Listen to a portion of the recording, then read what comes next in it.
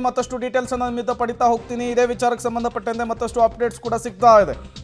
ಸಿಎಂಗೆ ತಾತ್ಕಾಲಿಕ ರಿಲೀಫ್, ಡಿಸಿಎಂಗೆ ಬಿಗ್ ರಿಲೀಫ್. ಸಿಎಂ ಡಿಸಿಎಂ ಕೇಸ್ನಲ್ಲಿ 2 ಬಿಗ್ ತೀರ್ಪುಗಳು. ಸಿಎಂ ವಿರುದ್ಧದ ಪ್ರಾಸಿಕ್ಯೂಷನ್ ಆದೇಶದ ವಿಚಾರಣೆ ಶನಿವಾರಕ್ಕೆ ಮುಂದೂಡಿಕೆಯಾಗಿದೆ.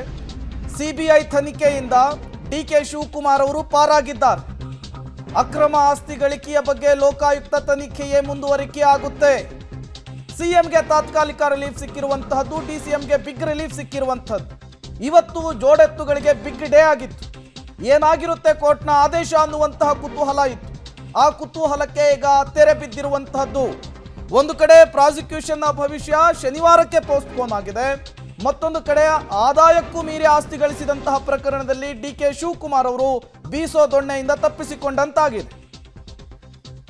ಮತ್ತಷ್ಟು ಡೀಟೇಲ್ಸ್ ಅನ್ನು ಕೊಡ್ತಾರೆ ರವೀಶ್, ನೇರ ಸಂಪರ್ಕದಲ್ಲಿ ಜಾಯ್ನ್ ಆಗಿದ್ದಾರೆ. ರವೀಶ್, ಇವತ್ತು ಕಾಂಗ್ರೆಸ್ನ ಜೋಡೆತ್ತುಗಳಿಗೆ ಬಿಗ್ ಡೇ ಆಗಿತ್ತು.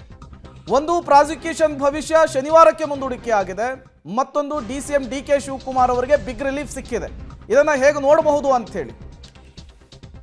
ಖಂಡಿತವಾಗಿಯೂ ಪ್ರೇಮ್, ಯಾಕೆಂದ್ರೆ ಮೂಡಾ ಪ್ರಕರಣ ಬಂದ ಮೇಲೆ ಬೇರೆ ಬೇರೆ ರೀತಿಯ ಲೆಕ್ಕಾಚಾರಗಳು ಕೂಡ ಇತ್ತು. ಅಂದ್ರೆ ಒಂದ್ ಕಡೆ ಡಿಸಿಎಂ ಮೇಲೆ ಪ್ರಕರಣಗಳು, ಇನ್ನೊಂದ್ ಕಡೆ ಸಿಎಂ ಮೇಲೆ ಪ್ರಕರಣಗಳು. ಹಾಗಾಗಿ ಮುಂದಿನ ರಾಜಕೀಯ ಹಾದಿ ಬೇರೆ ಬೇರೆ ರೀತಿಯ ಟರ್ನ್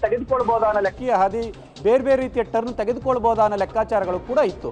ಅಂದ್ರೆ ಸಿಎಂ ಡಿಸಿಎಂ ಆದ್ಮೇಲೆ ಮೂರನೇ ವ್ಯಕ್ತಿ ಯಾರು, ಅಂದ್ರೆ ಆ ಒಂದು ಥರ್ಡ್ ಲೈನ್ ಲೀಡರ್ ಯಾರು ಆಗ್ಬೇಕು ಅನ್ನೋದ್ರ ಬಗ್ಗೆ ಕೂಡ ಸಾಕಷ್ಟು ಚರ್ಚೆಗಳು ಆಗ್ತಾ ಇತ್ತು. ಅಂದ್ರೆ ನಂಬರ್ 1, ನಂಬರ್ 2 ಈ ಸ್ಥಾನದಲ್ಲಿ ಸಿದ್ದರಾಮಯ್ಯ ಮತ್ತೆ ಡಿಕೆ ಶಿವಕುಮಾರ್ ಇದ್ದಾರೆ. ನಂಬರ್ 3 ಸ್ಥಾನದಲ್ಲಿ ಯಾರಿದ್ದಾರೆ, ನಂಬರ್ 3 ಯಾರಾಗ್ತಾರೆ, ಈ ರೀತಿಯ ಲೆಕ್ಕಾಚಾರಗಳು ಕೂಡ ಇತ್ತು. ಅಂದ್ರೆ ಒಂದು ವೇಳೆ ಕಾನೂನಿನ ಹೋರಾಟ ಮತ್ತೆ ಬೇರೆ ಬೇರೆ ರೀತಿಯ ಆ ಒಂದು ತನಿಖಾ ವ್ಯವಸ್ಥೆಯಲ್ಲೂ ಕೂಡ ಹೆಚ್ಚು ಕಡಿಮೆ ಆದ್ರೆ ಆಗ ನಂಬರ್ 3 ಯಾರು ಅನ್ನೋ ಪ್ರಶ್ನೆಯೂ ಕೂಡ ಮುಂದೆ ಬಂದಿತ್ತು ಕಾಂಗ್ರೆಸ್ನಲ್ಲಿ. ಹಾಗಾಗಿ ಈಗ ಇವತ್ತಿನ ತೀರ್ಪೇನಿದೆ, ಡಿ ಕೆ ಶಿವಕುಮಾರ್ ಅವರಿಗೆ ಒಂದು ರೀತಿಯಲ್ಲಿ ಪೊಲಿಟಿಕಲ್ ಕ್ಲಿಯರೆನ್ಸ್ ಸಿಕ್ಕಂತಾಗಿದೆ ಅಂತ ಕೂಡ ಸ್ಪಷ್ಟವಾಗಿ ಹೇಳ್ಬೋದಾಗಿದೆ. ಸಿಎಂ ಅವರು ಕೂಡ ಒಂದು ರೀತಿಯಲ್ಲಿ ಬೀಸೋದೊಣೆಯಿಂದ ತಪ್ಪಿಸ್ಕೊಂಡಿದ್ದಾರೆ. ವಾದ ಪ್ರತಿವಾದ ಇನ್ನೂ ಕೂಡ ಮುಂದುವರೆದಿದೆ. ಶನಿವಾರವೂ ಕೂಡ ಮುಂದುವರಿಯುತ್ತೆ. ಅದಾದ ಬಳಿಕ ಹೈಕೋರ್ಟ್ನ ತೀರ್ಪಿನ ಆಧಾರದ ಮೇಲೆ ಆ ಒಂದು ಮುಖ್ಯಮಂತ್ರಿ ಸಿದ್ದರಾಮಯ್ಯನವರ ಭವಿಷ್ಯವೂ ಕೂಡ ನಿರ್ಧಾರ ಆಗುತ್ತೆ. ಹಾಗಾಗಿ ಸದ್ಯದ ಮಟ್ಟಿಗೆ ಇವತ್ತಿನ ಪಾಲಿಗಂತೂ ಕಾಂಗ್ರೆಸ್ಸಿಗರಿಗೆ ಎಲ್ಲ ಒಂದು ಕಡೆ ಒಂದು ರೀತಿಯಲ್ಲಿ ಶುಭ ಸುದ್ದಿ ದಿನ ಅಂತಲೇ ಕೂಡ ಸ್ಪಷ್ಟವಾಗಿ ಹೇಳ್ಬೋದಾಗಿದೆ. ಹಾಗಾಗಿ ಮುಂದೆ ಕೂಡ ಇದನ್ನು ಯಾವ ರೀತಿ ಕ್ಯಾರಿ ಮಾಡ್ಕೊಂಡು ತೆಗೆದುಕೊಂಡು ಹೋಗ್ತಾರೆ ಅನ್ನೋ ಕೂಡ ಕಾದ್ ನೋಡ್ಬೇಕಾಗುತ್ತೆ. ಆದ್ರೆ ಬಹುದೊಡ್ಡ ಸಿಬಿಐ ತನಿಖೆಯಿಂದ ಡಿ ಕೆ ಶಿವಕುಮಾರ್ ಅವರು ಬಚಾವ್ ಆಗಿರ್ತಕ್ಕಂಥದ್ದೇ ಇವತ್ತಿನ ಮಟ್ಟಿಗೆ ಕಾಂಗ್ರೆಸ್ನ ಪಾಲಿಗೆ ಒಂದು ರೀತಿಯಲ್ಲಿ ಒಂದು ಬಿಗ್ ಡೇ ಅಂತಾನೂ ಕೂಡ ಹೇಳ್ಬೋದಾಗಿದೆ. ಮತ್ತೆ ಅವ್ರಿಗೆ ಒಂದು ರೀತಿಯಲ್ಲಿ ಸಿಹಿ ಸುದ್ದಿ ಅಂತಾನೂ ಕೂಡ ಸ್ಪಷ್ಟವಾಗಿ ಹೇಳ್ಬೋದು.